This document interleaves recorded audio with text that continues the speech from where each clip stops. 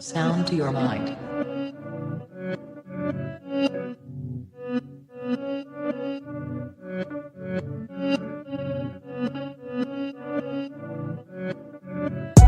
Breathe. I stay quiet as I light on my loud light. Breathe. A balanced diet, I'm just trying to get my pounds right. Breathe. I stay quiet as I light on my loud light. Breathe. A balanced diet, I'm just trying to get my pounds right. Shouts all on my team, I need more than a mattress support in my dreams. Could grab a few Zeds like I'm falling asleep, but I don't wanna wake for the morning. Grief, breathe. Tears drop to the form in the sea. A broke heart, but it's worn in my sleeve. Never listened, I was warned in my teens, but I still skipped school, I was taught in the streets. Ring back, don't call for police. Stand tall, don't fall for the beast. Got issues with trust, so I'm born to believe. We've been a victim of love and now we're caught in it deep. Breathe.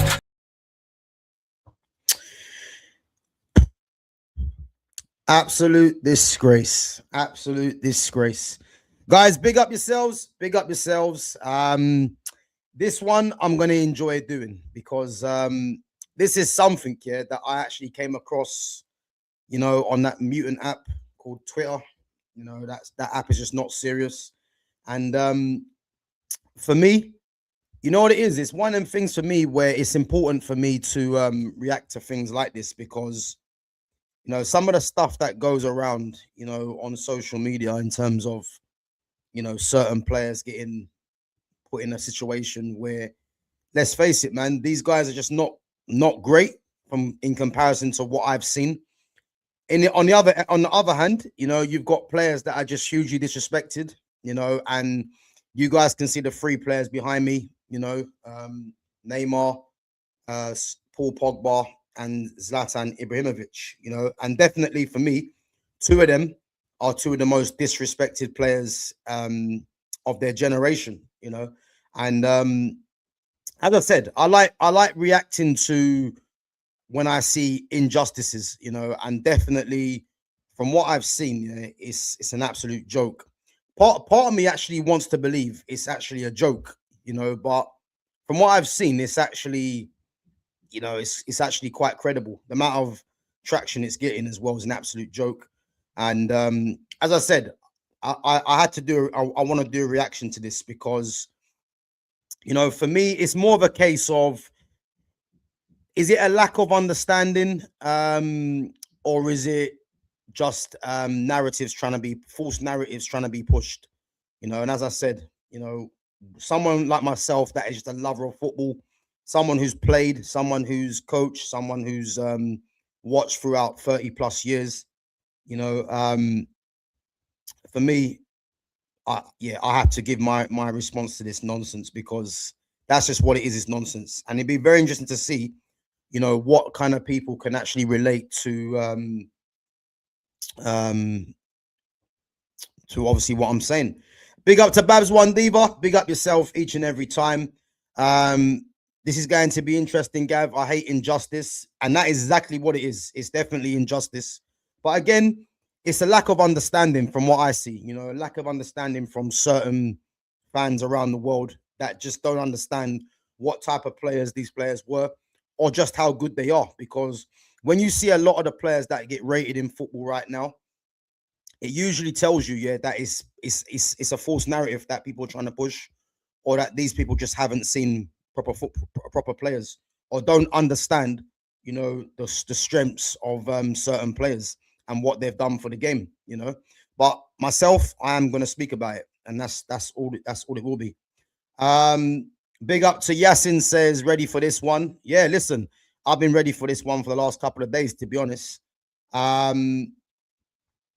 What subject are you talking about? So just for those of you that have just come in, yeah, there was a list.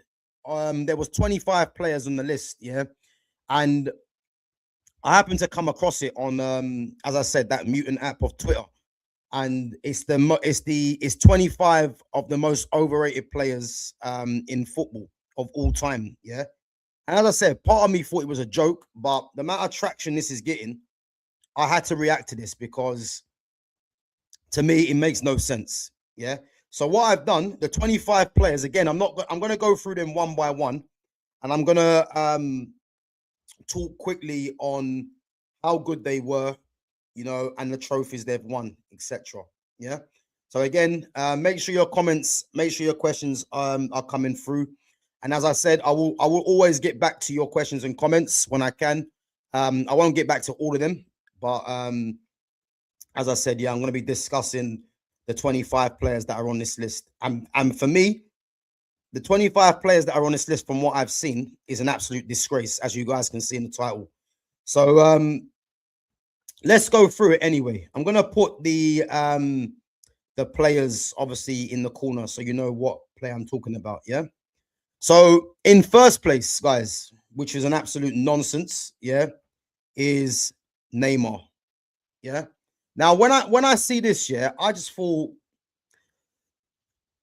part of me is not surprised, for one. Part of me is come to expect it, because as I spoke about Neymar the other day, yeah, Neymar is arguably the best player of his generation. Yeah. And again, I'm not going to talk too much on Neymar, because if there's people out there that don't respect Neymar, yeah, then that just shows me that you don't really have an interest in the game. That's just basically what it is. And for me, as I said, yeah, he's someone that divides opinion, but he only divides opinion in this country, because this country just doesn't like players like a Neymar. You know, Neymar's confident. You know, he's marketable as well. You know, people assume that he's flashy. Yeah, all these other things. But what you cannot deny, yeah, is the impact that Neymar has had on football in general, and what he's won. You know, and if you want to go on to the numbers, he's got the numbers to back it up as well. So let's go through it. Yeah. So trophies won. Neymar, 31 trophies won in his career. And it totals like this, guys. Obviously, for Santos in Brazil, he won 6 trophies, 5 Brazilian Cups, 1 Copa Libertadores with Santos, yeah? Then moving on to Barcelona, 8 trophies, 2 La Ligas, 3 Copa del Reys, a Champions League, and a Club World Cup. Liga with PSG, 5 Ligas, and 8 French Cups, for a total of 13. Obviously, going on to Al Hilal, Saudi Pro League, 2 Saudi Cups. Individually, he got awarded the Puskas Award for the best goal, I think, of the year. Twice named South American Footballer of the Year. 1 Champions League top scorer. And then, obviously, the Brazil's all-time top scorer as well. And bearing in mind, yeah, this is a guy that's not even a striker, by the way. You know, this is a number 10, and he holds the record for Brazil's all-time top scorer, you know, beating the likes of Pele, R9. But yet, people think it's fine to put him in the list of overrated. Again, it's a lack of understanding, yeah, because as I said, I'm not going to go too much on the player, because again, it's a waste of time for me, really, because if you just watch Neymar with your eyes, you will know, yeah, this is one of the greatest players to ever play the game. You know, the reasons why he didn't win the Ballon d'Or, we know. You know, it was a popularity contest between Messi and Ronaldo, and taking nothing away from Messi and Ronaldo for what they were doing. But as I said before, the only player that can even talk to Messi, that can even talk to Neymar, is Messi on pure ability. That's how good Neymar was. Yeah. And unfortunate for himself, he was just playing in an era, yeah, where, as I said, he was up against Ronaldo and Messi. And as long as those two were scoring the kind of goals they were scoring, the amount of goals they were scoring, playing for 2 of the biggest teams in the world as well, you know, Neymar was always going to be looked at as, you know, 3rd place, which is why he made the move to PSG, you know. But no one can deny Neymar's record for goals. No one can deny just how good of a player Neymar was. And again, his trophies speak for themselves, whether people like it or not. So again, 31 trophies for Neymar throughout his whole career. And I'm just hoping there's some sort of way that Neymar can be on the plane for Brazil come the World Cup. I mean, it's looking highly unlikely, but again, this will be his last World Cup. And you'd have to believe if he's not called up to that squad, you know, it's obviously going to be game over for Neymar based on that. The second player we're going to go on to is none other than Paul Pogba. Now, for me, guys, Paul Pogba, you know, in terms of Premier League players, one of the most disrespected players of his generation, easily. Yeah. We all know why he's disrespecting his country. It's because of their hairstyles. It's because of the dancing. And again, this is just a thing where the English media, you know, English football fans, you know, they're going to take a disliking to a player like that because he's not relatable to them. It's a fact. Yeah. But if you look at Paul Pogba, the player, he is the most complete midfield player I've ever seen. And when I say he's the most complete midfield player I've ever seen, I'm talking about, you know, the touch, the technique, the striking of the ball off both feet, the passing off both feet. He's good in the air. You know, he can dribble. He dribbles like a winger. Like, he's got a good change of pace. Like, Paul Pogba has no weaknesses to his game. No weaknesses. But what goes against Paul Pogba is the fact that this country disrespect him because he's unrelatable to a lot of them. That is just what it is. Because if you're looking at Paul Pogba, the footballer, there's no argument. The only complete midfielder that I would say in terms of having everything, and even Pogba has that extra to him, is Zinedine Zidane. Because Zidane and Pogba have the same qualities in terms of touch, technique, dribbling, you know, similar height as well. But Pogba has the added incentive or the added extra in terms of his change of pace. Because Zizou never had a change of pace. Pogba has that, you know. So again, the fact that Pogba is disrespecting his country is just like why Neymar disrespected. It's not really a surprise, because these players are undervalued in this country, but on the continent, you know, where real football's going on, these guys are rated. It's just that simple. Yeah. So Paul Pogba, 14 trophies in his career, 9 trophies for Juventus, which totals to 4 Serie A's, 5 Italian Cups at Juventus. Man United, 2 Carabao Cups in the Europa League, 1 World Cup for Pogba, 1 Nations League for Pogba, under 20 World Cup, obviously captained France to that as well. Golden Boy, if anyone remembers Golden Boy, you know, the Golden Boy gets awarded literally to the best young player in the world. You know, and if you look at a lot of the top players, you know, they've all got that in their resume, more or less, the majority of them. World Cup best young player, UEFA Team of the Year, FIFA Pro World 11, and then 1 Europa League Player of the Season. Reads Paul Pogba. And again, just like Neymar, another player for me that, you know, in terms of footballers of their generation, they're 2 players for me that stand alone. And it's funny how this list that I see, it had them at 1 and 2 as the most overrated. Now, whoever has devised that list clearly isn't a football fan. It's just that simple, because to have those 2 as the top 2 just tells me all I need to know about how bad of a judgment that person made on that. Yeah. So again, 31 trophies for Neymar, 14 trophies for Pogba. Buy Pogba back. Listen, obviously we know Pogba's obviously been out of football for a little while, suffered a few injuries, you know, but as I said, buying Pogba back is not really feasible, which is obvious. But what a top player he was, man. What I say was, he still is a top player, just that the injuries have kind of taken its toll, you know. But when Pogba was in his prime, as I said to you, man, name your midfielder better than him with all those qualities, because there ain't. You know what I mean? Sure, you can say there's midfielders out there that have probably had a better career, but in terms of Pogba's ability, he stands alone, as I said. You know what I mean? Right, moving on to the next player, guys. And obviously, the 3 of them are in my thumbnail. The third one is Zlatan Ibrahimovic. And this one did kind of surprise me, to be fair, because I didn't think Ibra would be in this list. But again, it's a lack of understanding. And I like to know where people are actually getting their judgment from to think that these players are overrated. To me, it don't make no sense. And you know what it is? We live in an era now where the understanding of football fans is just not there. A lot of football fans don't know what they're watching. A lot of football fans don't know what they're talking about. And a lot of them just jump on a trend, yeah, because it's fashionable to say that this player is not good, or it's fashionable to go with the same players that everyone rates. One thing about me, yeah, that's never going to happen.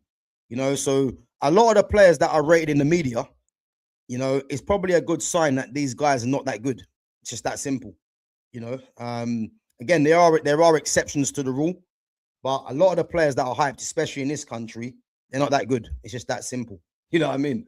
So Ibrahimovic, for me, for what he's won, I mean, some of the goals this guy has scored, if anyone remembers the Puskas Award goal that he scored against England, you know, only he could have scored a goal like that, because that goal took technique, it took athleticism, it just took intelligence, and it took power, because Zlatan's a physical guy, and the amount of power he generated from that kind of finish as an overhead kick, like, isn't spoken about enough.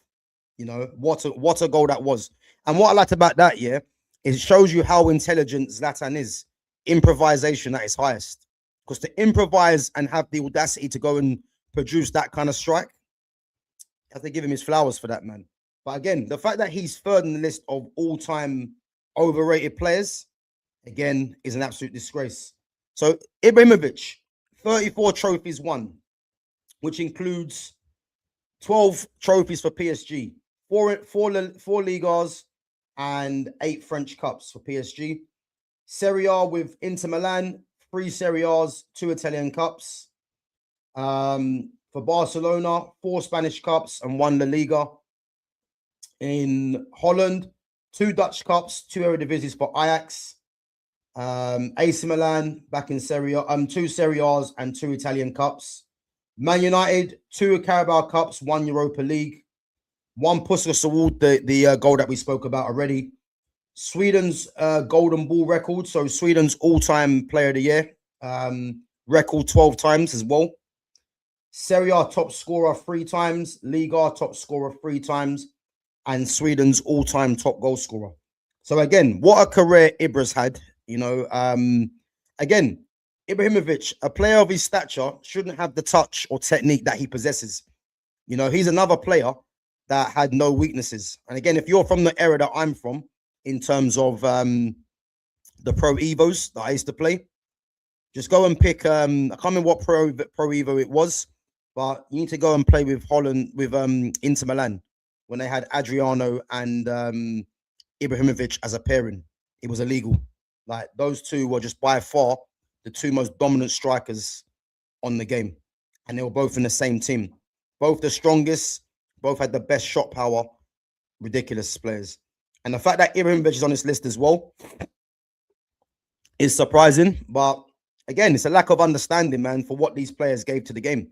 You know, and as I said, this is a guy that possessed an immaculate touch, technique. He could dribble. He was a leader. You know, he could hold the ball up. Outrageous goals. Like, Ibra had it all. A decent change of pace. He weren't lightning, but a decent change of pace. And yet he tops the list for third, which is crazy. And again, those of you that are just coming in, I'm reacting to a list that which is 25 man strong of apparently the most overrated players of all time, which is absolutely criminal. So Neymar 31 trophies, Pogba 14, Ibrahimovic 34. We are now going to move on to a player which is closer to home, yeah, and someone for me that I was shocked to see on this list personally, yeah. And again, you have to ask yourself, is this actually a joke, or is it actually a serious list? And by what I see, it's actually a serious list, because the amount of traction, as I said, it was getting just didn't make sense to me, yeah. The next person is Paul Scholes. Now, the reason why this one makes me laugh, yeah, because not only is Paul Scholes, for me, the best ever midfielder that England has ever produced, yeah, it kind of highlights the lack of understanding as to say why Paul Scholes makes this list. Because to think that, you know, you look at his compatriots Gerrard and Lampard, the fact that these two guys are not on this list and Paul Scholes is, it kind of just shows you that, you know, the understanding is just not there from a lot of fans to think that Paul Scholes was overrated. Because if you could pick one midfielder from England to go and play for the very best teams in the world, like a Barcelona, a Real Madrid, Paul Scholes gets it every time. I look at Paul Scholes and Michael Carrick, yeah. They're the only two midfielders from their era that could have gone and played for a Barca, Real Madrid, you know, which tells you everything. And the reason I say that is because these two players, definitely Paul Scholes, were just pure footballers. And as I said, like Paul Scholes, for me, the fact that England had the cheek to play Paul Scholes left midfield to play Gerrard and Lampard, because those guys were more likely to get numbers, just shows you why England failed. Because that's just something you just cannot do. You cannot play Paul Scholes, who is your best midfielder, you know, left midfield to accommodate Gerrard and Lampard. Gerrard and Lampard should have been accommodating Paul Scholes. So that midfield should have been built around Paul Scholes. Not to mention, you know, Michael Carrick should have been there as well. The midfield should have been Carrick and Scholes, and then you let Gerrard and Lampard figure it out as to how one of them get into the team. But again, the vision of England back then, you know, just wasn't there. Because how you can make Gerrard and Lampard the centerpiece of the team and Paul Scholes, who's your most technically gifted player, playing the left-hand side, just sums up the lack of understanding from the coaches or whoever was in charge there to think that's acceptable, you know. But Paul Scholes' record reads like this: 25 trophies won, obviously all at Man United. So 11 Premier Leagues, 2 Champions Leagues, 3 FA Cups, 2 Carabao Cups, 5 Community Shields, 1 Continental Cup, 1 Club World Cup, and then made it twice as two Hall of Fames, and then 2 PFA Team of the Years. And the reason why I read out the trophies, yeah, is because those 4 players there who are in the top 4, you cannot argue with them in terms of football, in terms of pure ability. Yeah. You also cannot argue in the fact of trophies won. So again, you have to ask yourself, how is the person that devised this ridiculous list, how has it come to a point where he's got the top 4 of Neymar, Pogba, Ibrahimovic, and Scholes in there? Because it's not based on trophies, it's not based on ability. So what is it based on? It has to be a lack of understanding for the game, you know? Anyway, let's move on, guys. That's the 4 players done. In 5th place, I think some of you might be happy with this, but I'll tell you why. You know, this is a bit of a joke as well. Mario Balotelli. Now, this one's going to divide opinion, yeah, because, and the reason it divides opinion is nothing short of the English media. The English media would make you think that Balotelli, yeah, is an absolute waste of time. That's the media for you in this country. Because if you remember, there was things about fireworks, he letting off fireworks in his house or whatever, like we haven't seen certain footballers doing what they've been doing, you know, the Rooneys of this world. But as I said, Balotelli's rep in this country was tarnished by the media, you know, and we all know why that was. The Mohican, the fact that he's a black man as well. You know, he was always behind the 8 ball, really. Now, let's face it, yeah. As a footballer, Balotelli's another player that had it all. He did. Very good touch, pace and strength, very good technique, composure from a penalty, good free kick taker. Like he had a lot of great attributes. The one thing you could probably level against him was that maybe his attitude was a bit off, but you never know. The backgrounds of these players, you just don't know why the attitude could have been off. We just don't know that, yeah. But no one can deny his impact for Man City. No one can deny his impact for Italy as well, yeah. So let's read Balotelli's numbers. 10 trophies in his career. You know, 7 in Italy for Inter Milan, which included a Champions League, 2 Italian Cups, and 3 Serie A's. Yeah. In the Premier League for Manchester City, obviously went to Liverpool as well. Obviously, we know his time at Liverpool didn't go well, but a Community Shield for Man City, an FA Cup. Oh, and also he won the Club World Cup for Inter as well. The Premier League, and if anyone remembers, yeah, Mario Balotelli was instrumental in Man City winning their first Premier League for how long?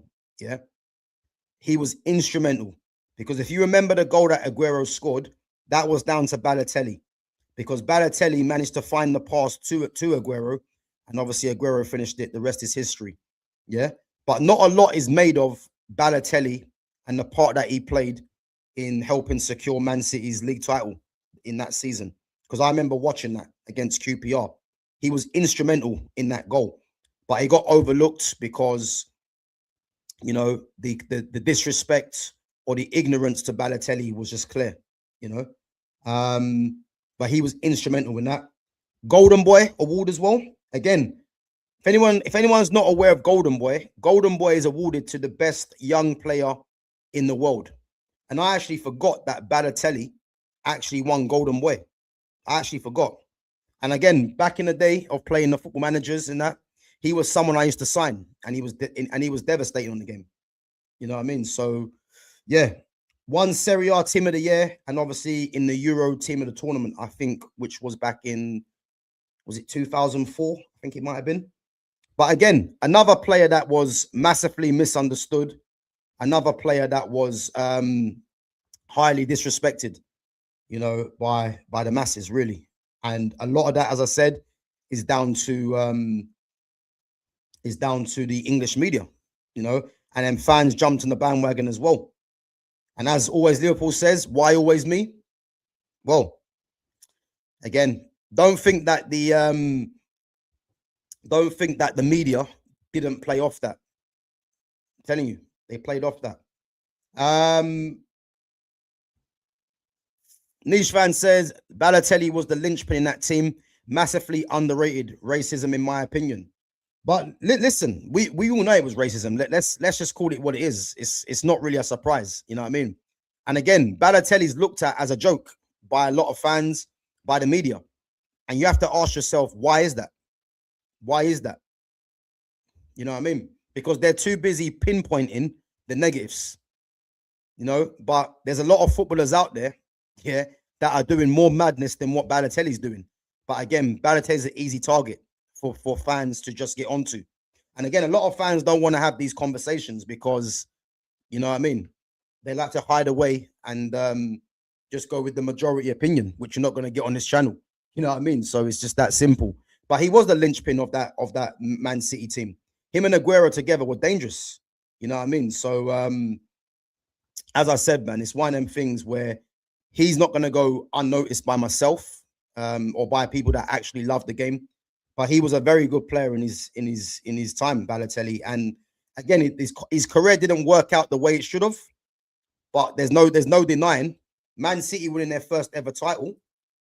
You know, he was arguably along with Aguero the main reason for that, which doesn't get spoken about. Anyway, let's move on to another player that's kind of gone off the radar, Dele Alli.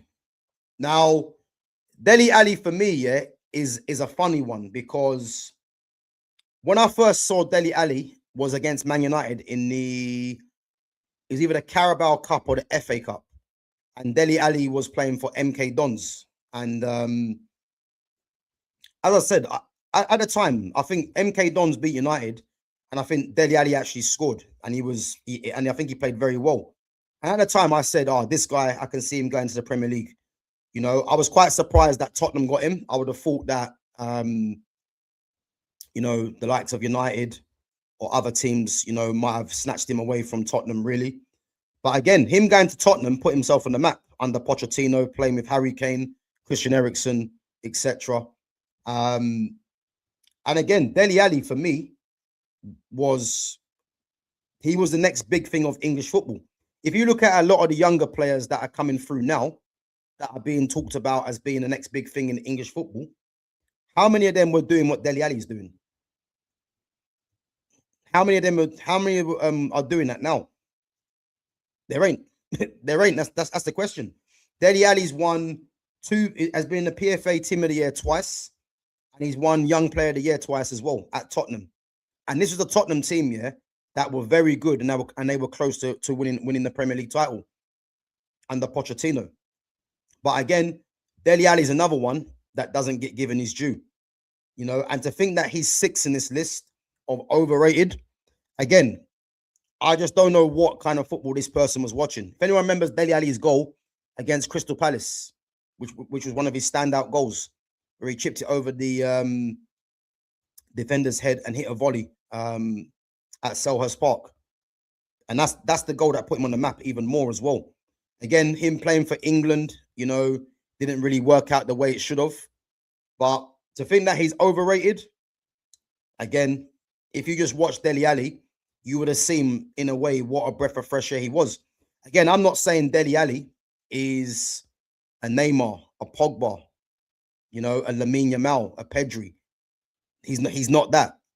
But what he is, yeah, was one of England's best young talents coming through. No one can deny that. You know what I mean? And obviously, he's had his personal problems where he's fallen off. But again, Dele Alli, man, was a top player. And the fact that he's 6th in that list, again, for overrated, boy, the players that are rated, I'd like to know who's rated ahead of Dele Alli from what he was doing at Tottenham. You know what I mean? So, crazy. Anyway, let's move on. Mesut Ozil. Now, Mesut Ozil for me, yeah, is, in terms of number 10s, yeah, he's one of the most purest number 10s I have seen in terms of the right weight of pass, in terms of linking the midfield to the attack, intelligence, a supreme passer with the ball, skillful. Like, he was a top player. But again, he wasn't given his flowers in England because he was looked at as lazy. He was looked at as he didn't work hard enough. All this crap that you get from the English media where they just don't understand what's going on. It's a fact, yeah? And when I see number 10s in football right now, yeah, they're in a number 10 like Mesut Ozil right now in football that plays centrally. You know, for too long, we get Bruno Fernandes is the best 10 in the world, best 10 in the Premier League. But what these people don't tell you, yeah, which is what I'll never shy away from, yeah, Bruno Fernandes is playing in an era right now where there ain't no number 10s, really. That's a fact. And Bruno's not playing as a number 10. He's playing as a support striker because his whole game is about getting numbers. So again, it's a lack of understanding from people to have the cheek to put Mesut Ozil as an overrated number 10, but yet these same people will hail up Bruno Fernandes. I've told you guys already, yeah, the number 10s in the Premier League is few and far between. You are looking at only Emil Smith-Rowe, Morgan Gibbs-White, and Kiernan Dewsbury-Hall and Cole Palmer. They're the only 4 that are playing predominantly as number 10s in the Premier League. So if people are saying Bruno is the best 10 in the league, even though I think Cole Palmer's better than him, he's up against 3 other players.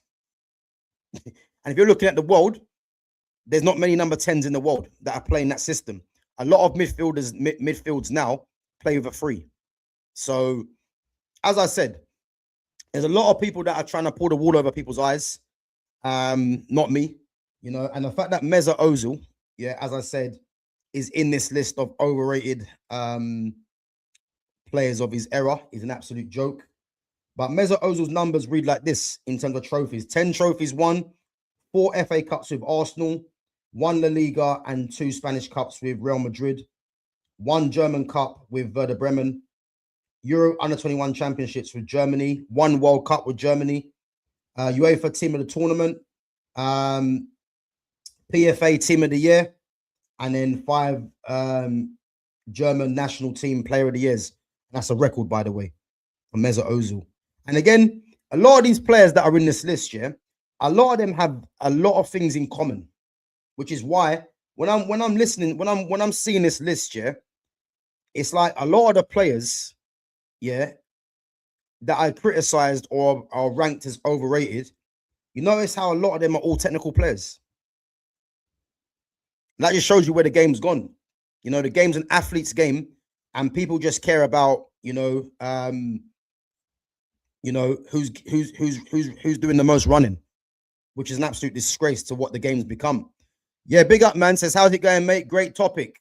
Yeah, listen, it is a great topic because it's a topic that not many want to talk about because, you know, it's just too easy to be talking about the obvious things and, but when I see this list, I had to react to it, if I'm honest. And as I said, Mesut Ozil, just by watching him, you would have seen what a quality player he was. At Real Madrid, he was instrumental for them, winning La Liga, helping Cristiano Ronaldo get the numbers as well. And obviously at Arsenal, him and Alexis Sanchez, were two of Arsenal's best players in that era, Moving on to another player, which, I'm surprised is in this list, and that's Jack Wilshere. Now, the reason why I think it's weird how Jack Wilshere's in this list, yeah, is because when Jack Wilshere came through for England and for Arsenal, bearing in mind the kind of player that he was, diminutive in height, but a pure baller, in terms of his touch, his technique, low center of gravity as well. But he was someone that can just play. And when he came through, I think people looked at him as a breath of fresh air. But for me, it was a thing where players like Jack Wilshere were about from before. But he's coming like players like him are getting more noticed because England have struggled for a player like that. Yeah. And then when Jack Wilshere came through for Arsenal and for England, there was a lot of excitement around him. Obviously, injuries killed his career. Obviously, he's managing Luton Town now in League One. But there was no denying when he was at Arsenal, he was one of England's best players. He was, because he was something different, and again, he only won 5 trophies in his career, all at Arsenal, 2 FA Cups, and 3 Community Shields, and obviously won PFA Young Player of the Year, and PFA Young Player of the Season, yeah, and was in the PFA Young Player of the Season, one PFA Young Player of the Year as well. So Team of the Season and Young Player of the Year. And again, a player that's disrespected, really. And if you look at the likes of Foden, you look at the Cole Palmers, you look at the Max Dowmans that are coming through now, the Cobbies, a lot of these players that are very technical, central midfielders or left-footed, Jack Wilshere was, one of the starters for that, really. And the fact that he's in this list, again, I don't really understand, but again, these guys are very much eye test kind of players. You just go and watch them and you just know what kind of qualities these guys bring to the table, So yeah, it's just that simple. Moving on. David Bentley. If anyone remembers David Bentley, formerly of Arsenal, obviously went to Tottenham and then ended up at Blackburn Rovers as well. Now, David Bentley is an interesting one because David Bentley was the heir to David Beckham's throne. This is how he was viewed. They were saying when Beckham's gone, it's going to be Bentley next. And obviously Bentley had the side part in the slick back hair. So this is why they looked at him like that as the next Beckham. But David Bentley was actually a very good player, very technical. I think he loved the drink on the weekend as well, so that might have worked against him.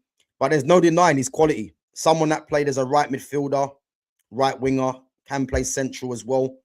And again, his career only consisted really of 3 trophies. The 1 Premier League with Arsenal, the 1 FA Cup with Arsenal, and then if anyone remembers the Intertoto Cup as well that he won with Blackburn Rovers.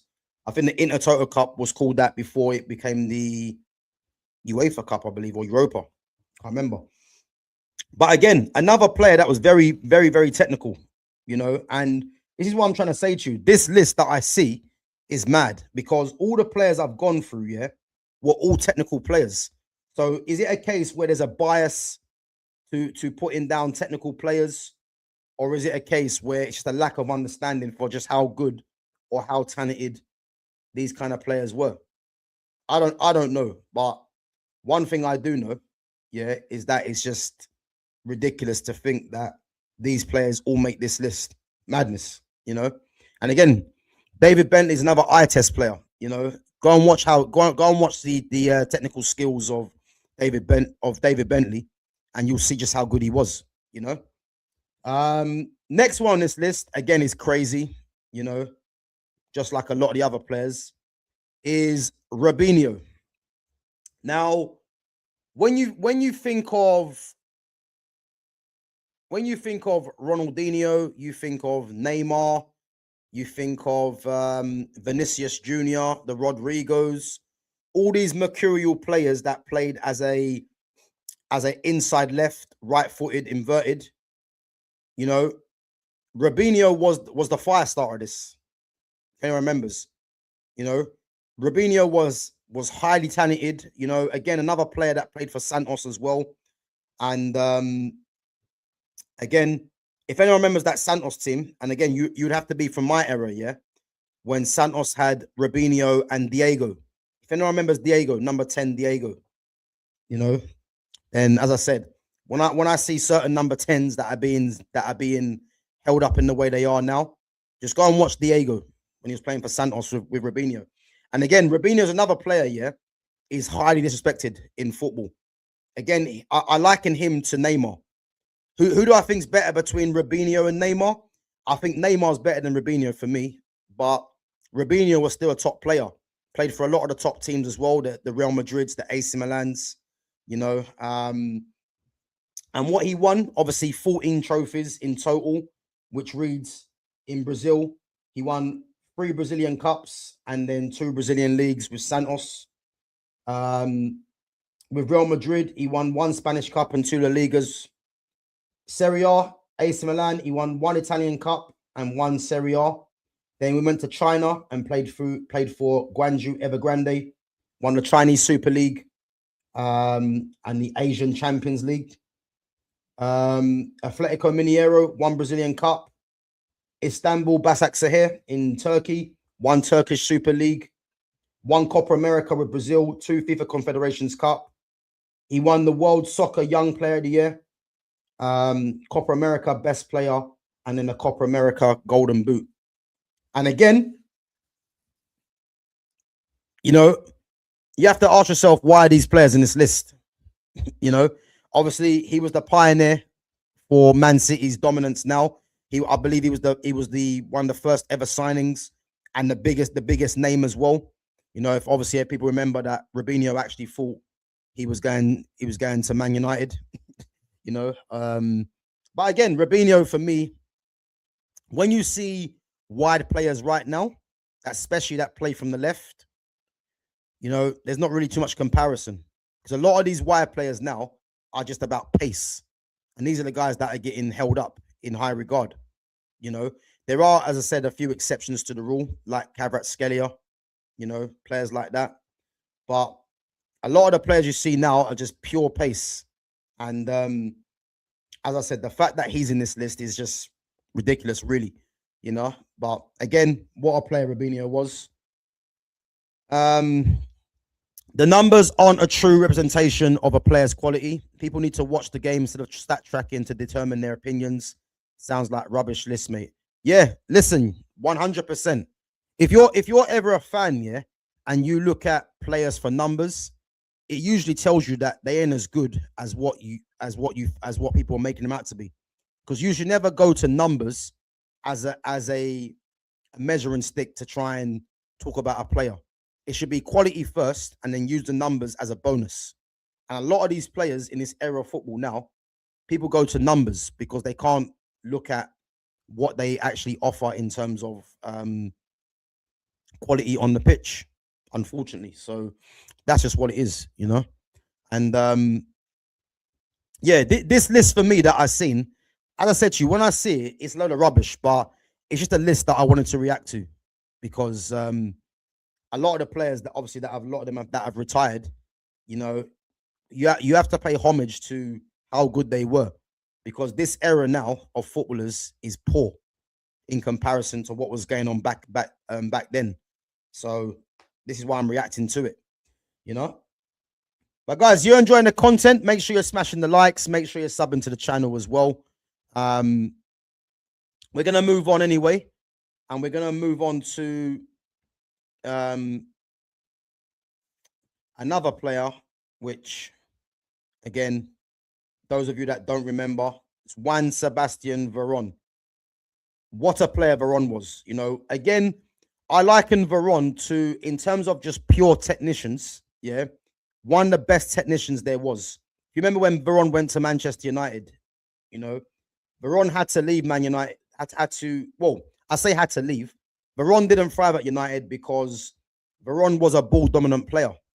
And if you're going to Man United and you've got Roy Keane and Paul Scholes, one being the captain, one being your best player in terms of your the midfield, Veron was never really going to be given the chances that he should have been given. But if anyone just watched Veron, you would have known that just how highly quality of a player he was, you know. And again, man, it's frustrating that he didn't really get have the career that he should have had at Man United. But what I would tell you, man, again, he's another player that eye test just doesn't lie. And watching him in terms of his ability on the ball, his passing, his touch, his technique, like ridiculous. Argentinian international as well. Yeah, just a Rolls Royce of a midfielder, man. You know, 17 trophies for Veron, which included with Lazio, a Serie A, 2 Italian Cups, and a Super Cup. Inter Milan, 3 Italian Cups and a Serie A. I think it was it Boca Juniors or River Plate? He won the Argentine League and the Cup and the Copa Libertadores as well. With Parma, he won one Coppa Italia and 1 UEFA Cup. The 1 Premier League he won with United as well. Named by Pele as one of the 125 greatest living players. And again, that just shows you how good he was to be named by, you know, an icon of football in Pele. He names Juan Sebastian Veron as one of the 125 greatest ever players, you know. Twice named South American Footballer of the Year as well. And again, you know what I mean? He's one of them players, man. You just have to watch clips of them. A lot of these players that fans probably have forgotten about, just go and watch clips of them, and then you'll know just how good they were, really, you know. Moving on. Now, this player for me, you know, I think he's disrespected, really, and I think he's, yeah, I think it's just a lack of understanding for a player like this, because there's no denying, yeah, that when this player was at Atletico Madrid, Radamel Falcao, he was the best striker in the world, easily. I remember, was it the Super Cup when he destroyed? I think he destroyed Chelsea with a hat trick. I can't remember. I think it might have been Chelsea. Absolutely destroyed them, you know. And again, he's another player that came to Manchester United. You know, obviously, you know, wasn't in the best shape really coming to Man United, but I think people remember him for what he was at United. You need to remember him for what he was doing for Atletico Madrid.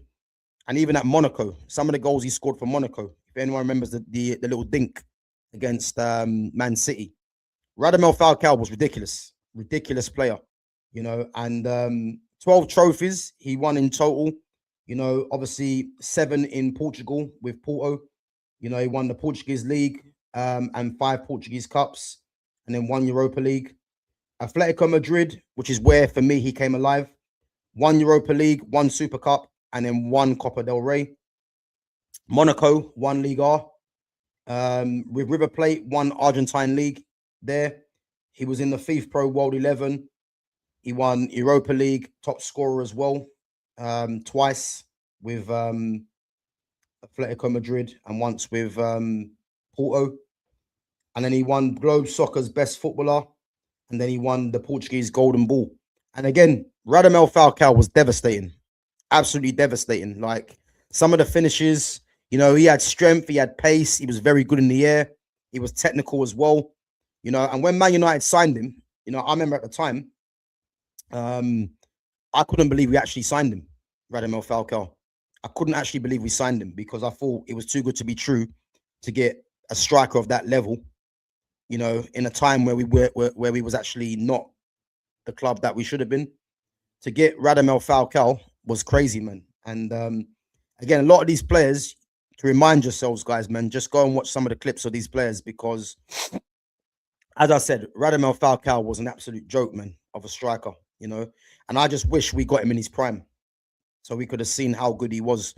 Because at Atletico Madrid, you know, I think the majority of people would agree with me. At Atletico Madrid, he was the best striker in the world.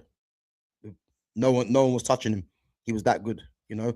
Colombian international as well. Remember, for Colombia, they had him and they had a strike force of him and Jackson Martinez. If anyone remembers Jackson Martinez, formerly of Porto, and I believe didn't go to Atletico as well. I can't remember.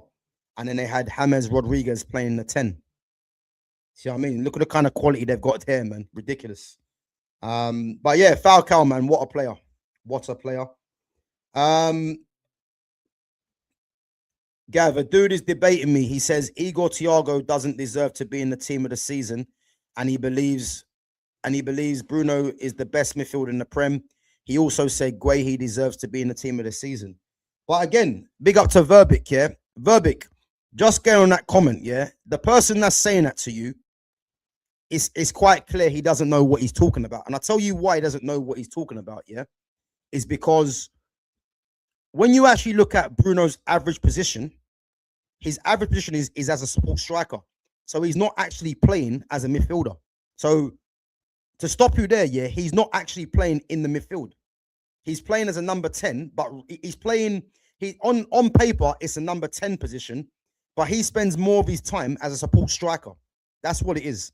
So again, if you're deeming him as, if that guy is deeming him as a midfielder, he's got that wrong straight away.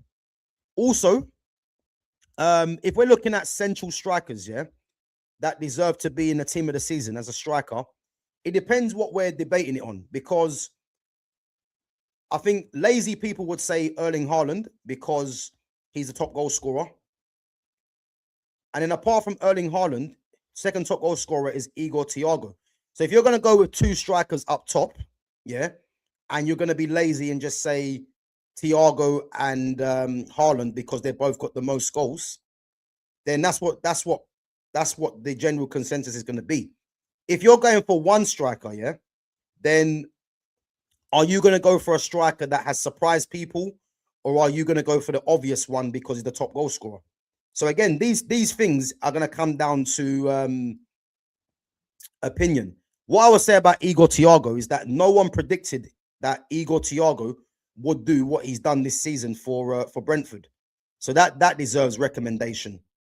Bruno Fernandes not playing as a primarily midfielder.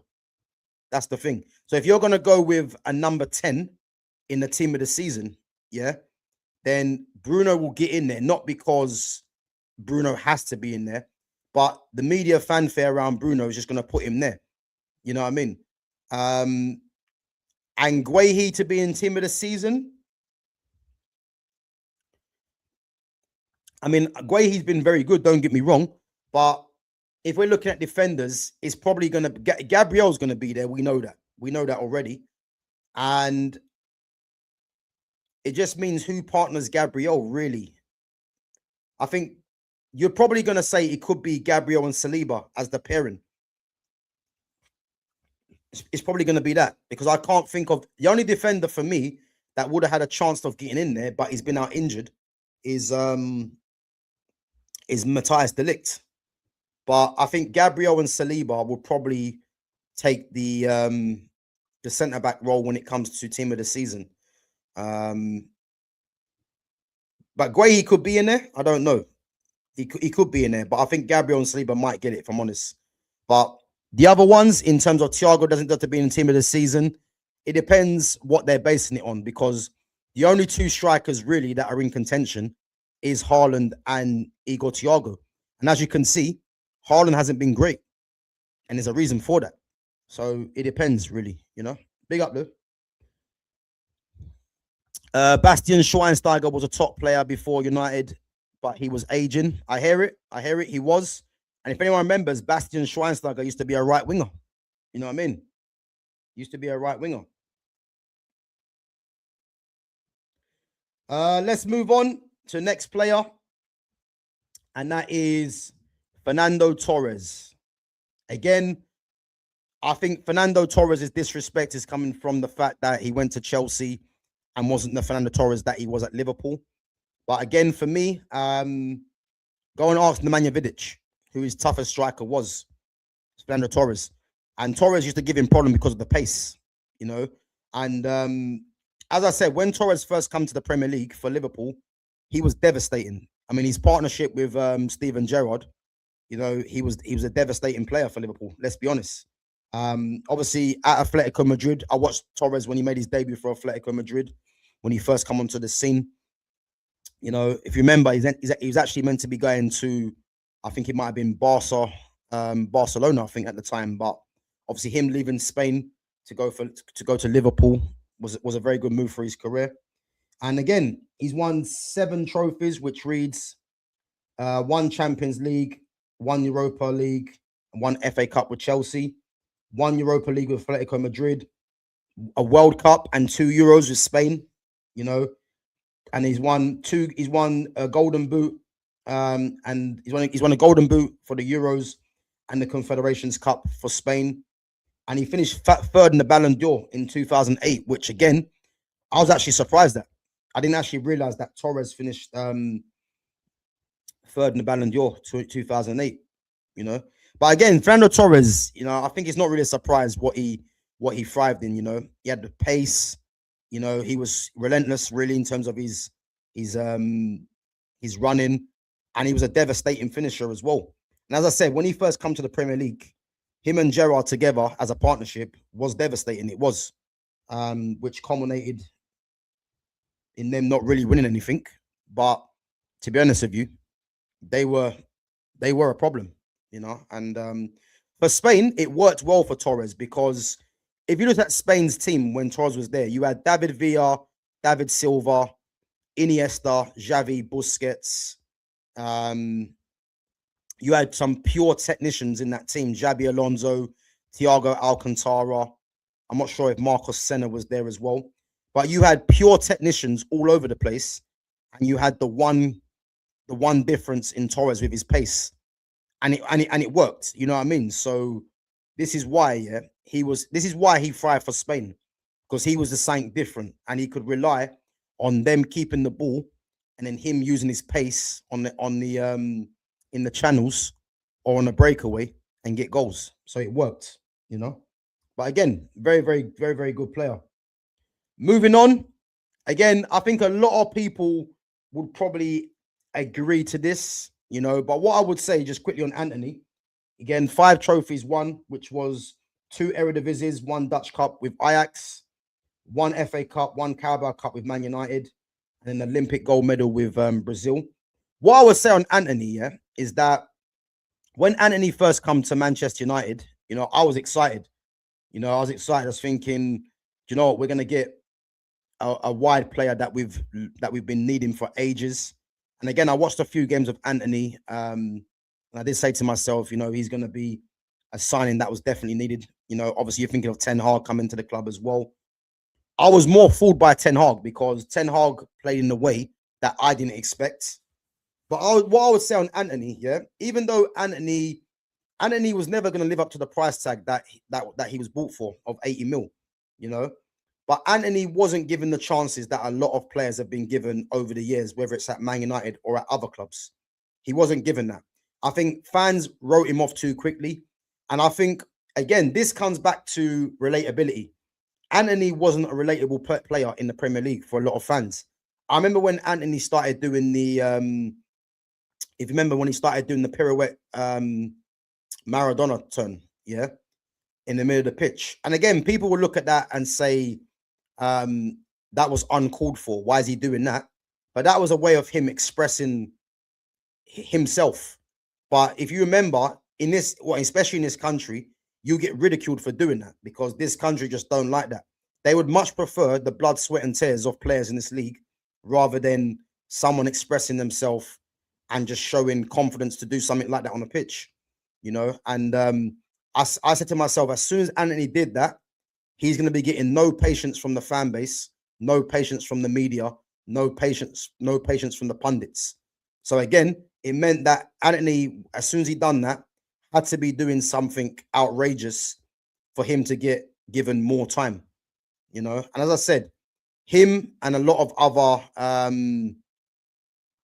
players that have come to Manchester United were not given the license to express themselves like other players. There's a lot of players that have come to Manchester United, yeah, that are allowed, you know, to mess up time and time after again.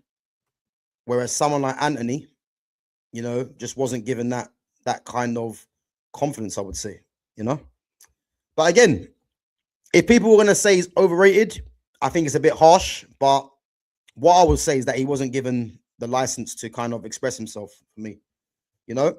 We're going to move on to another player, you know, one of my favorite players, you know, and that is João Felix. Now, when I look at in terms of talent, yeah, this guy is one of the most talented players out there. He is one of the most talented players out there.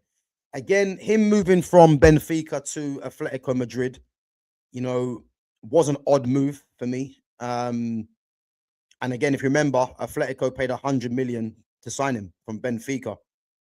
But I think sometimes, you know, you have to realize that there's some clubs out there that are just not good for your fit. You know, Diego Simeone is a rigid manager, defensive manager. And I could see the thinking of him getting João Felix. It was to have a defensive team and having the one maverick to do something different.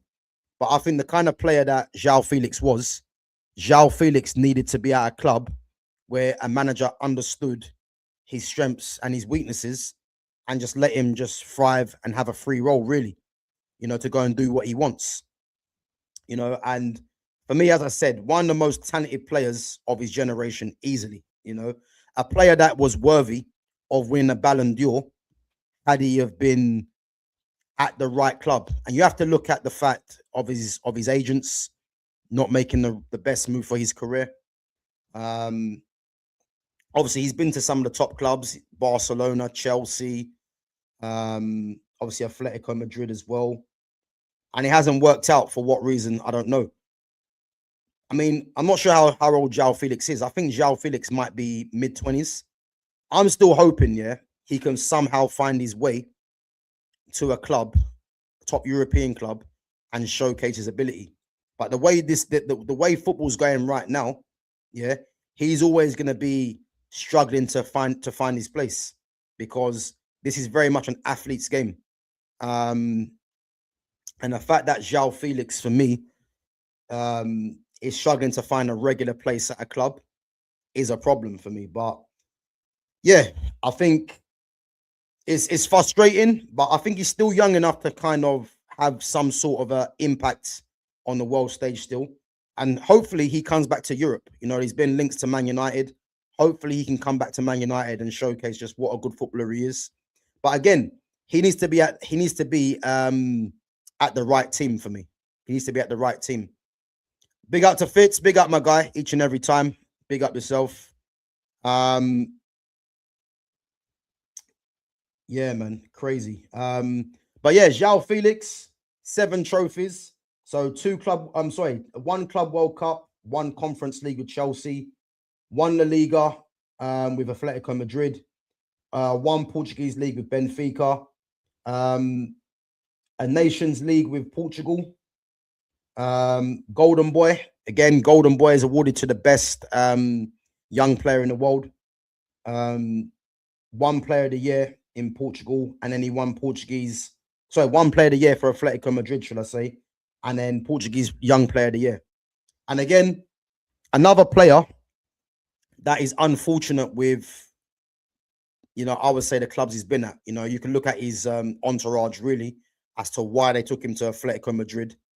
Obviously at Barcelona he went to as well on loan. You know, didn't I mean he there was some good performances from him at Barcelona, and Barcelona for me would have been ideal for João Felix. So why that never worked out, I'm not too sure. You know, obviously playing in Saudi now, but I just hope, man, he can come back to Europe, man, and showcase his ability. Because again, players of that ability, man, you want to see them playing in the top competitions. You know, you got to be kidding. Torres made it on the list. I'm calling it, mate. The person who made this list wasn't even born yet when most of these players were active in their primes. Exactly, exactly. I mean, this list is an absolute disgrace, by the way. You know, and I can't remember the person that actually posted this list, but I had to react to it because I actually thought it was a joke. And then the amount of traction it was getting and people responding to it as if it's true was just like, yeah, don't make any sense. Don't make any sense. Anyway, let's move it on. Next person on this list is Alvaro Morata. Now, Morata, man, 24 trophies in his career, which cannot be, you know, cannot be underestimated as to how of a positive career he's had in terms of trophies. So his trophies obviously read like this: 8 of them at Real Madrid, which includes 2 Champions Leagues, 2 La Ligas, 2 Copa del Reys, and 1 Super Cup. And 1 Club World Cup as well. At Juventus, 2 Serie A's and 6 Italian Cups. For Chelsea, 2 FA Cups, 1 Europa League. For Galatasaray, 1 Turkish League and 2 Turkish Cups. AC Milan, 1 Italian Cup. And then for Spain, he's won the Euros twice. Oh, sorry, he's won 1 Euro. No, sorry, yeah, he won the Euros twice and 1 Nations League. And again, a striker for me that is underrated. You know, someone that does score goals wherever he's been. And for Spain as well, you know, he's been a key player for Spain. You know, I think his time as being Spain's main striker, I think, is coming to an end. But you cannot deny Morata's impact for club and country. You know, it's been there. And again, he's just someone for me. I'm not saying he's top level, but is it right that he makes this list when he's got 24 trophies? Not for me, because some of the players that are not on this list, yeah, how they're not on this list, but a player like Morata is for what he's won. And I said he was a very good striker. I say I'm not saying he was an elite striker, but a very good striker, and always showed up for Spain as well. You know, so how he's on this list doesn't make sense to me. But yeah, crazy. Moving on, we've got another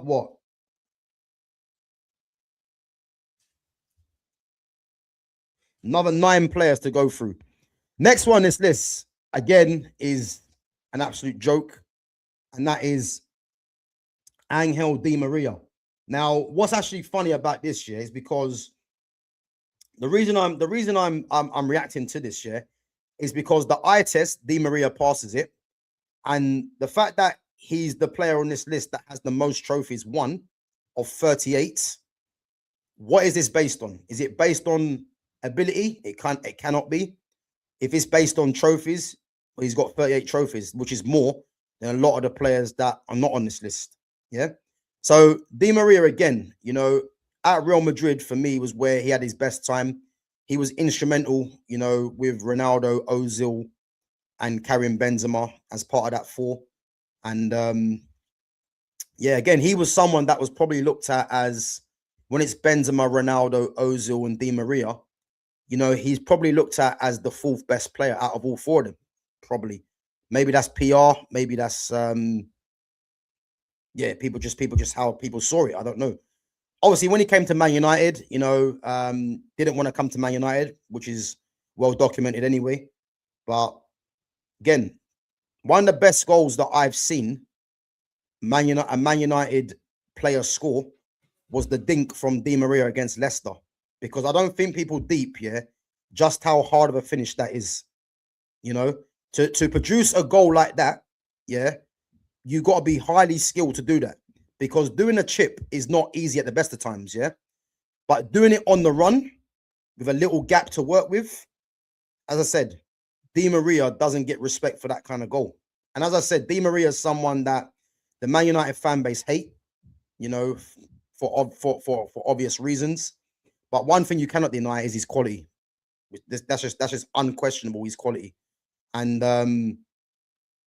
as I said, man, he's someone for me that I just don't know why he's in this list personally. But the person that puts him on this list, yeah, he's just crazy. So it reads like this, guys. 38 trophies for Angel Di Maria, which included 18 for PSG. Crazy. 13 French Cups, 5 Ligue 1s. Ridiculous. 6 at Real Madrid, which is 1 Champions League, 1 La Liga, and 2 Copa del Rey's. And 2 Spanish Cups. In Portugal for Benfica, 5 Portuguese Cups and 1 Portuguese League. He's won 2 Copa Americas, 1 Olympic gold, 1 World Cup, a FIFA Under-20 World Cup as well. And he's won a Finalissima gold as well. Crazy. 2 Argentinian leagues, 1 Argentine Footballer of the Year. And again, him winning Argentine Footballer of the Year only once is testament to just how good he was, because he's up against the likes of Messi, Aguero, Riquelme, players like that. That would have been in his era, maybe even more players. So again, the fact that he won 1 just shows you how good he is. So yeah, Angel Di Maria, man, 38 trophies, 1.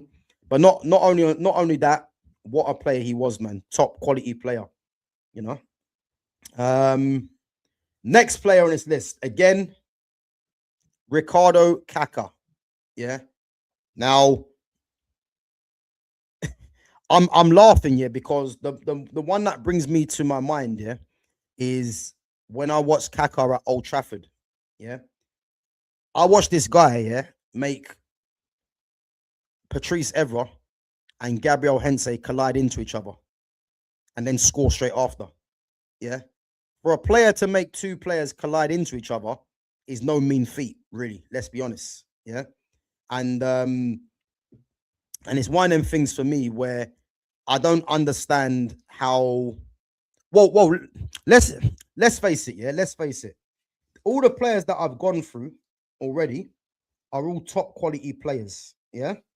The one thing that makes me laugh about why Kaká's on this list, yeah, is because how can a player that has won a Ballon d'Or be overrated, really, when you think about it? That's the question that I want to know. Not to mention, Kaká passes the eye test. Again, Kaká didn't really have the career he had at AC Milan at Real Madrid. Yeah. But this is a Ballon d'Or winner. And yet he's on the list of overrated, which, again, doesn't make any sense to me. You know? And as Fitz has said, this list may be based on FIFA performance, knowing the state of football opinion these days. And it has to be. Because for Kaká to be on this list, yeah, doesn't make sense to me. This is the guy, yeah, that won 5 trophies. He's won 12 trophies in his career. So he won 5 at AC Milan, which included a Champions League, a Serie A, a Super Cup, an Italian club, and a Club World Cup. He won 3 trophies for Real Madrid, which was a La Liga, Copa del Rey, and a Spanish Cup. 1 Brazilian Cup with Sao Paulo. 1 World Cup with Brazil. 2 Confederation Cups. The Ballon d'Or we spoke about, and the World Player of the Year. UEFA Club Footballer of the Year. Champions League top scorer. Twice Serie A Footballer of the Year. And 1 Confederations Cup Golden Ball. And again, it just makes you laugh to think that there's people out there that actually think that Kaká's overrated. And I'd like to know the age of some of these people that are putting that, because, you know, as Fitz has said, it must be 12 years of age. It's either someone, yeah, that was born, you know, after the year 2000, maybe after the year 2015, who knows, yeah, or someone that just doesn't understand football or has no idea, because I just don't understand how some of these players have made this list. It's ridiculous, yeah. And as I said, man, Kaká, you know, running from deep when he was playing for AC Milan, with his dribbling, his pace, his power, his change of pace as well. Yeah, listen. Again, another player. Just go and watch. Just go and watch the clips of Kaka. The guy was unreal, man. Absolutely unreal. You know. The next player on this list is a personal problem. This is personal, yeah, because this guy is one of my favorite players, you know. And again, the person putting this list out, yeah, has to be trolling. It has to be, because I just don't understand, yeah, how a lot of these players are on there. But this next player that's on there is a personal issue, yeah, and that is the Emperor Adriano. This guy here, yeah, should have been the heir to R9's throne. He should have been, no doubting, yeah. And what I would say, yeah, is that, and big up to Fitz, yeah, because Fitz is the one, you know, again, we've been talking about Andy Cole recently, yeah, and Andy Cole was one of my idols growing up, watching Manchester United, yeah, and even myself, I forgot how good Andy Cole was. And that isn't because Andy Cole wasn't overrated, or it was underrated, really, yeah. But the media in this country would make you think Andy Cole was any guy, yeah. And I've been watching some of Andy Cole's, you know, he's been doing player comparisons, yeah. And Andy Cole's just he's as real he's as real as it gets, you know what I mean? He's someone, yeah, that I can fuck with, Andy Cole, because he just says it how it is. And there's not too many pundits or people out there that just say it how it is. You know, Andy Cole for me can be comparable to R9 in terms of stats. R9's a personal favorite of mine because R9 was just the best striker I've ever seen in terms of his ability, the goals. He just had everything, R9, you know, and again, there hasn't been a striker like R9. And Andy Cole for me, in terms of, well, Karim Benzema is the closest player to an R9 because he modeled his game on R9. But Andy Cole, in terms of the records broken, and R9 hasn't done that. You know what I mean? But Adriano, for me, in terms of what he had, could have emulated R9 in terms of being the game's greatest ever striker, because Adriano had everything. And I'm taking it back to the days of Football Manager, the days of Pro Evo, yeah. He was an absolute beast of a player, man. Like, he was the first player, yeah, that I used to sign when I used to play Champ Manager, Football Manager regularly. I literally used to be, I literally used to be Man United, yeah, put in a bid of back then, which was cheap. I think it might have been like 30 mil for Adriano, yeah. And no word of a lie, this guy was hitting as a minimum 50 goals in all comps, easy. Like, if he didn't get 50 in all comps, it was a problem. He was that consistent, yeah. I used to put number 10 on his back, penalty taker, free kick taker, my main player. He was an absolute joke, Adriano, yeah. Now, if a lot of you that don't remember Adriano's career, yeah, this was a guy back when co-ownership was a thing in Italian football. If anyone remembers the co-ownership, yeah. Basically, he was co-owned by Inter Milan and Fiorentina. And I think Parma might have been involved there somewhere as well. Yeah. So he was at Inter Milan, he was signed by Inter Milan, I think, but co-owned by Fiorentina, which is where I first became aware of Adriano, at Fiorentina and Parma. And then when he went to Inter Milan, yeah, the guy was elite. And as GVR has said, yeah, Adriano PS6. Listen, I've said it already, yeah. When you have Adriano and Ibrahimovic, if you was playing that Pro Evo game with Inter Milan, you had two players in that team, yeah, that were just too dominant. You know, you get it on a certain angle in the game, you're just hitting goals for fun. Adriano from a certain angle on the right-hand side, left foot shot, top corner. The same with Ibrahimovic on the left-hand side, right foot, top corner. They were the two strongest in the game. They had the best shot power in the game, the best technique from shooting as well. Those two were unbelievable, you know. And not to mention, you're looking at two players here that were, well, going back to Adriano, because we're talking about him, yeah. Adriano was technical, he was powerful, he had pace, He could take a free kick, a long shot. He was skillful, like no weaknesses, absolutely no weaknesses. Yeah. And again, for those of you that didn't know about Adriano's career, yeah, and I'm someone that followed his career because for me, he's one of my favorite strikers, man. After R9, he was just that good. He fell off the boil, man, when it came to football because of his father passing away. And again, I remember watching a documentary on Adriano, yeah, and when his father passed away, he ended up getting involved in gangs in the favelas in Brazil. And obviously, for those of you that are not aware of the favelas back in Brazil, you know, it's like the slums. Think of basically any country in the world, the rough parts. Now the favelas are the slums, yeah, where gang activity is high there, you know, prostitution, etc. All these things are high and prevalent in the favelas. And it's a shame that Adriano fell. It's a shame that he fell by the wayside like that, because this guy would have got, for me personally, this guy would have gone on. And this is going to be not to everyone's liking because R9's my guy, yeah. But I believe Adriano would have gone on to probably better R9. I think he was that good. Like, I don't think people deep, yeah, just how good he was.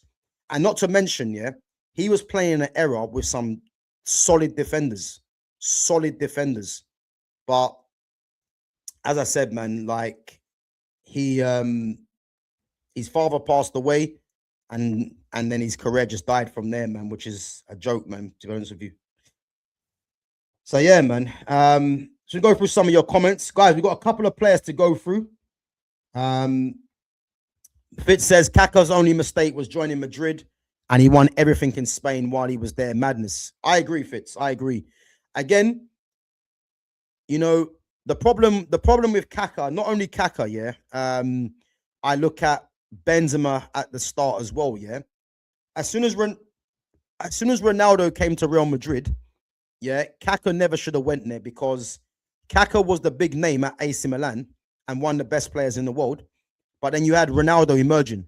And as soon as Ronaldo and Kaká are at the same team, something's got to give, because Kaká needed to be the main player, but Ronaldo was the main player, which meant that Benzema was that good, yeah. Benzema had to adapt his game for Ronaldo. But then as soon as Ronaldo went, you see how good Benzema was, which emulated him winning the Ballon d'Or. So yeah, Kaká should never have gone to Real Madrid. You know what I mean? Kaká, Adriano, who's next R9? Who's the next R9 now? There ain't one. There ain't one. That's the thing. But I believe Adriano could have emulated or been better than R9, because Adriano had everything. There was no weaknesses. He could do literally everything. And R9 could as well. But I think what Adriano had over R9 was his long-range shooting. Like, Adriano could score from anywhere on the pitch. R9 wasn't that type of player. But R9's my GOAT anyway. You know what I mean? So, Adriano was so good. I think he had mental health problems which affected his talent. It wasn't the mental. Well, you could say it was actually. Adriano went off the ball because of his dad passing away. That's why his career went down. Yeah, it was a shame, man, because that guy was unreal. I'm telling you, unreal player. And as Trevor said, man, on Pro Evo, yeah, an absolute joke. Again, if you're from that era, as Fitz has said as well, he was a cheat code on Pro Evo. He was a cheat code on Pro Evo. He was a cheat code on Foot Manager. Easily. Prime Adriano looked like R9 with a gym pass. I hear it.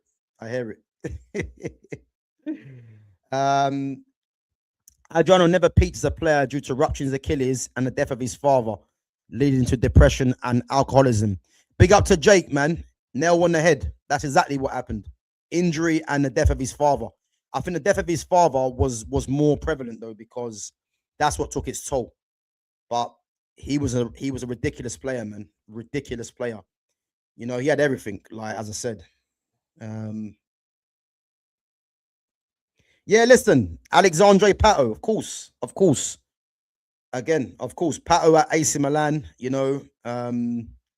Again, there were some real bad boys back in that era. This is why, yeah, when you guys see me talking about like a lot of players in this era that are just not the level, it's because some of the players back in the past, yeah, like these players can't light a candle to these players. And a lot of the players weren't even rated like that. You know what I mean? So you're thinking of Alexandre Pato. Pato was another one that was meant to be the heir to R9's throne. He wasn't that good. He wasn't as good as that, but Pato was still good. But Adriano, for me, has been the best striker that I've seen that could have emulated R9. No doubt, man. No doubt. But anyway, let's move on from the Emperor. And we go on to Mario Götze. Now, you see Mario Götze, yeah? He was one of my favorite players when he came through. And if anyone remembers that Borussia Dortmund team, yeah?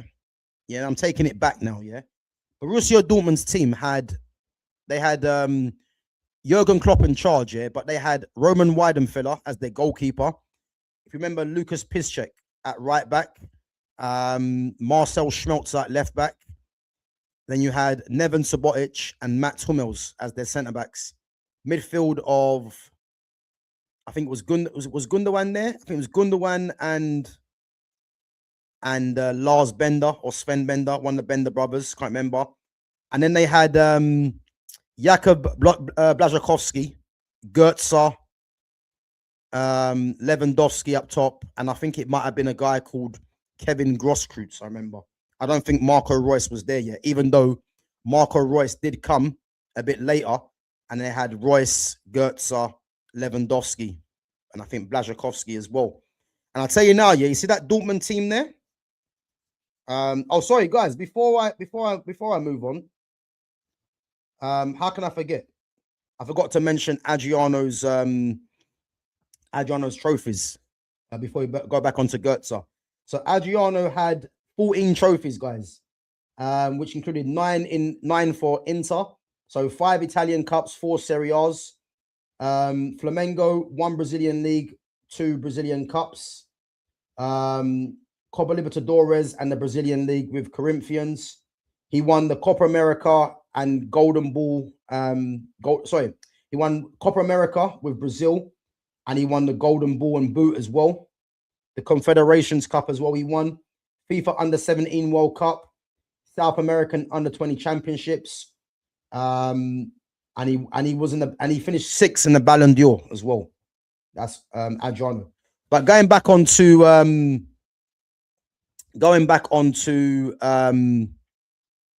Mario Götze. When Götze first came through at Dortmund, yeah, this was a guy for me that I was looking at as being a Ballon d'Or contender as well, you know. And as I said, if you guys remember the team back in the day, yeah, of that Borussia Dortmund team, yeah, when they had, as I said, Hummels, Subotic, Schmelzer, Piszczek, Błaszczykowski, Lewandowski, even Shinji Kagawa. But I think Götze came through after Kagawa went, I believe. But that Dortmund team under Klopp, yeah, was frightening. It was frightening. They were going head to head with Bayern Munich, you know. And as I said, Dortmund arguably had a better team, and that speaks volumes, yeah, for how good. That speaks volumes for what Dortmund were doing over there, yeah. And Götze was instrumental for them. You know, if you think of the front three they had, yeah, of Götze, Reus, and Lewandowski, there's a reason why they got to a Champions League final, I believe. You know, which I think they got beat by Bayern Munich, actually. Yeah, I think Bayern Munich actually beat them in the final. So, but they had some serious players, man. Some serious players, Dortmund. But Götze's won 17 trophies, yeah. So in the Bundesliga with Bayern Munich, he won 2 German Cups, 3 Bundesligas, a Super Cup, and a FIFA Club World Cup. With Borussia Dortmund, he won 3 German Cups and 2 Bundesligas. He won the Dutch Cup and the Johan Cruyff Shield with PSV. The World Cup, and if anyone remembers the World Cup, just go and have a look at who scored the winning goal for Germany. And he won Golden Boy. And again, guys, the Golden Boy doesn't get spoken about enough. Go and have a look at the list of players that have won Golden Boy. Go and have a look at the list of it. You know what I mean? And again, as I said, man, a highly technical player.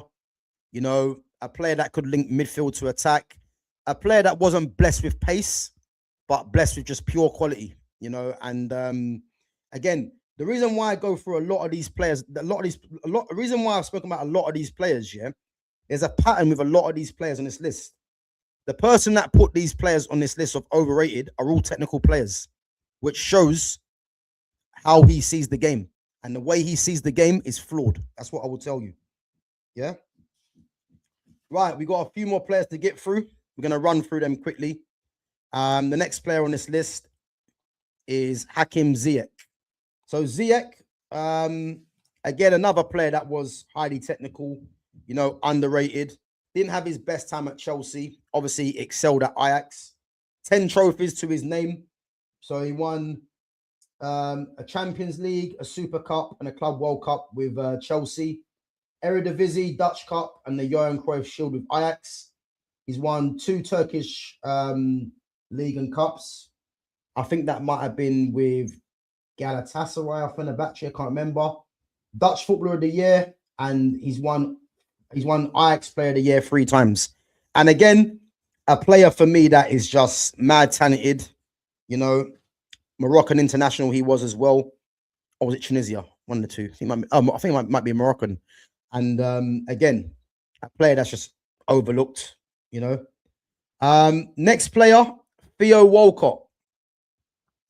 Now, again, I wasn't a massive fan of Walcott. The one thing I said about Walcott, he had ridiculous pace. And to be fair, he was actually a very good finisher. You know, they were trying to liken Walcott to the next Thierry Henry because of the pace. Wasn't that for me? But what I would say is that Theo Walcott, for me, he won 6 trophies, 3 FA Cups with Arsenal, 3 Community Shields. England's youngest scorer of a hat-trick at 19. Youngest ever scorer of a hat-trick at 19. England's youngest ever player at 17. I wonder if them records will ever be broken, because I think it's highly unlikely. Highly unlikely. I mean, if you're looking at Max Dowman, who's 16 right now, possibly he could do that, but he's got a long way for club and country to try and get in there and break that record. But you never know. But again, Walcott, I wasn't a massive fan of him, but you cannot underestimate the impact he had in his younger years, you know, making that World Cup squad as well for England. You know, and obviously breaking some of the records. You know, next player on the list is El Hadji Diouf. Again, a player that's ridiculed in this country. I liken the Diouf one to Balotelli, where the media have done a very good job of ridiculing players like this. You know, and we all know why that is. But El Hadji Diouf, you know, 3 trophies, you know, 2 Scottish Premier Leagues and 1 Scottish League Cup with Rangers, the League Cup with Liverpool as well. And again, he did play for Bolton for the majority of his career. But again, he was part of the team for Senegal that beat France, and when France were huge favourites for the World Cup that year. And he was in that team with, I think, with Salif Diao and a few other players. But again, he's won 2 African Footballer of the Years, 1 World Cup All-Star in the team. And again, a player that was named by Pele as one of the 125 greatest living footballers. And when you're getting that accolade from Pele, I'm not going to hear no nonsense that, you know, you're overrated or whatever. You're not, because overrated means that you're not as good as what people think they are. But then there's a lot of players that are not in this list that should be on there.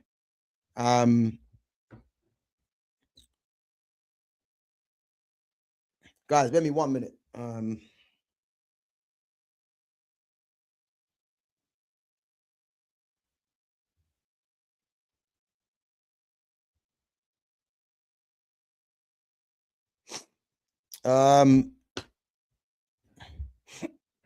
But again, he's another one that gets bad rep in this country, which we know why that is. So, but again, overrated.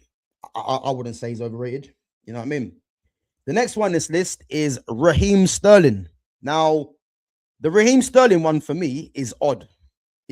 Because Raheem Sterling as a top footballer, not for me, but you cannot underestimate his impact for England, you know, instrumental in England going all the way to the final of the Euros. And if you remember, who were they giving the credit to? It was Harry Kane. You know, we all know why that is as well. Someone that spoke up as well about the unjust treatment of black players, you know, and deserves credit for that as well. But you cannot deny his impact for Man City was huge, you know. 11 trophies. So 4 Premier Leagues with Man City, 5 Carabao Cups with Man City, FA Cup with Man City, Community Shield, Football Writers Award, Footballer of the Year, PFA Young Player of the Year, and 1 Golden Boy as well. And again, the Golden Boy is quite prevalent with a lot of these, with quite a few of these players. And again, you know, before I wasn't a massive fan of Raheem Sterling, but if I look at some of the wide players in the game right now, are they actually better than Sterling? The ones that get hyped up? I wouldn't say so. Look at what Chelsea are doing now. They've got Garnacho and Gittins and Pedro Neto. They're not better than Sterling. Not one of them. You know? And again, I don't think Sterling gets the credit he deserves for club and country. You know, obviously his career for England's finished now. And obviously, I think he's playing in Holland? He might be, or Italy, I can't remember. But cannot underestimate the impact he had on the English game. Because when he came through at Liverpool, he was devastating for Liverpool. Because him, Sturridge and Suarez, as a free, almost took them to a title if it wasn't for Slippy G, if you remember. You know what I mean? So you need to pay homage to that, man, to be honest with you. But yeah, Sterling, to be honest with you, him being overrated, I don't know, because I can tell you a lot of overrated players that should be on this list. And a lot of them are not on this list because the game is all about numbers. That's what people care about. Moving on to the last player, guys, and that is an interesting one. Denilson. If anyone remembers Denilson, step over after step over after step over after step over after step over after step over. You know, Denilson, man, was a massively talented player. And again, a lot of people probably don't even know this, yeah. But Denilson was a record transfer. Was a record transfer when he went from, I think it might have been Sao Paulo from Sao Paulo to Real Betis. At the time, it was massive money, 21.5 million that Real Betis signed him for. And again, he was a player that was hugely talented, and he was part of the Brazil's World Cup winning squad as well. I think he actually has got a record for the most amount of appearances from the bench for Brazil in the tournament or something like that. I can't remember. But again, he's another player, yeah, that don't listen to people. Just go and watch the clips. Because when you're seeing players do step overs right now, just know that this guy, Denilson, was the pioneer for that. You know, and he was doing it at a rate where it was just too easy for him. You know, so as I said, I would implore people to go and watch Denilson, watch some clips of him. But 7 trophies in his career, 2 Brazilian cups with Sao Paulo, 1 Copa del Rey with Real Betis, 1 Brazilian Cup with Palmeiras, 1 World Cup with Brazil, as we said, the Copa America with Brazil, Confederations Cup with Brazil, the Golden Ball with Brazil, and as I said, he's got the record for, you know, a record transfer going from Sao Paulo to Real Betis for 21.5 mil. So, but yeah, guys, that's my list of, and we're going to run through the names again, yeah? And obviously it's in order. So again, I'm reacting to a list that I see the other day, which is criminal, yeah? And I had to talk about this because I just don't understand how people see the game, really. But again, it's good to spread awareness to people that, you know, that might have seen this and thought, yeah, these players are rubbish, you know. Go and have a look at what they won. Go and have a look at what they've achieved individually as well. And if we're looking at the eye test, at least 90% of these players, you know, pass the eye test. 95%, I'll say, pass the eye test. So again, I don't know what this is based on, but it's the top 25 most overrated footballers of all time that this person put down. You know, crazy. And this had, guys, yeah, this had about 5K views or something like that. I see, yeah, maybe even more. But in first place they had Neymar, second place they had Pogba, third place Ibrahimovic, fourth place Paul Scholes, fifth place Balotelli, sixth place Dele Alli, seventh Ozil, eighth Wilshere, ninth David Bentley, 10th Robinho, 11th Juan Sebastian Veron, 12th Falcao, 13 Fernando Torres, 14 Anthony, 15 João Felix, 16 Alvaro Morata, 17 Di Maria, 18 Kaká, 19 Adriano, 20 Mario Götze, 21 Hakim Ziyech, 22 Theo Walcott, 23 El Hadj Diouf, 24 Raheem Sterling, and 25 Denilson. Crazy.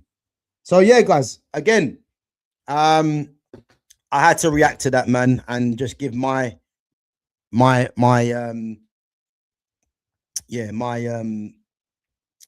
on it. You know, obviously if you're looking at as well, yeah, let's have a look as well. So I meant to do this, yeah.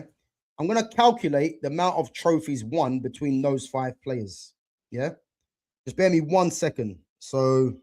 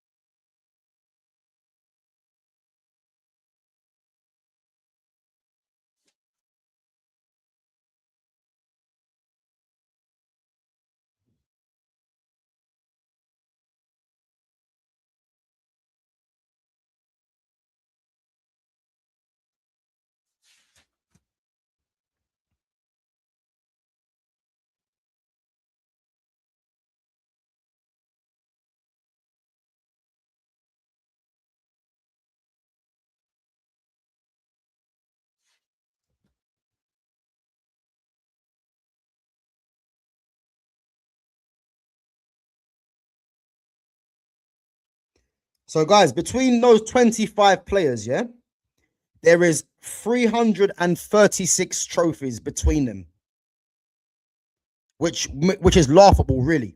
They've got 336 trophies between them, yeah, from 25 players. And yet we're meant to believe that these guys are overrated, yeah? Whereas if you put in a lot of the overrated players that are really overrated, I guarantee you, yeah, they won't have a collection of trophies like that. Guarantee you. That's what I'm trying to tell you, man.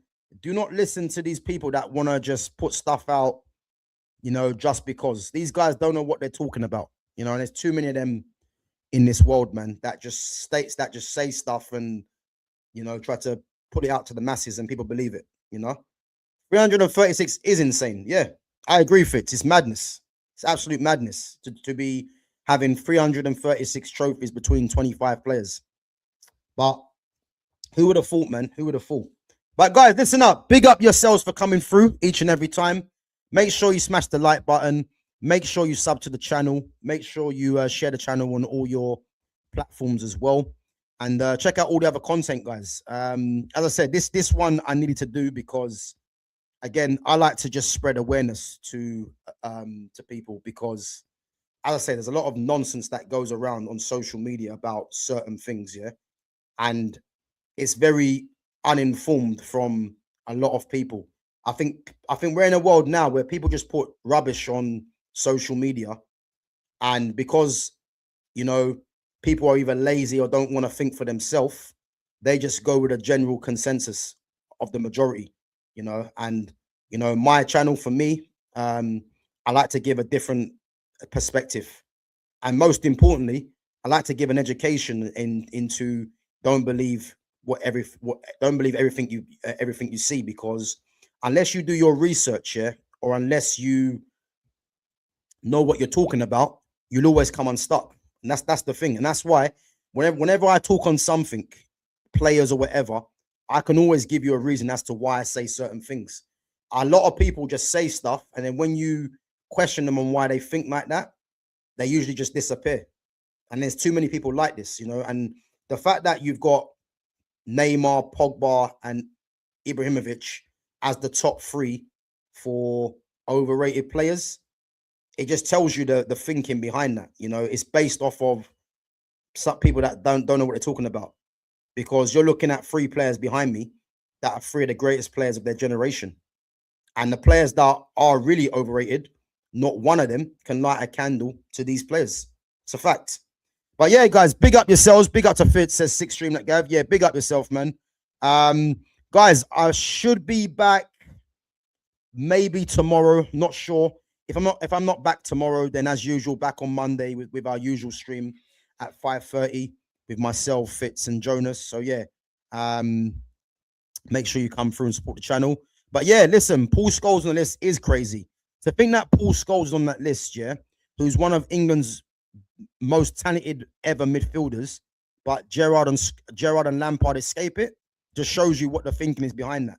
But yeah, exactly. It sounds like it's based off of Sky punditry. Exactly. I'm just surprised that Andy Cole went on that list, Fitz. You know what I mean? Because yeah, as I said, man, it's an absolute joke. But guys, other than that, big up yourselves each and every time. As I said, make sure you smash the like button on your way out. Make sure you sub to the channel if you're new in here.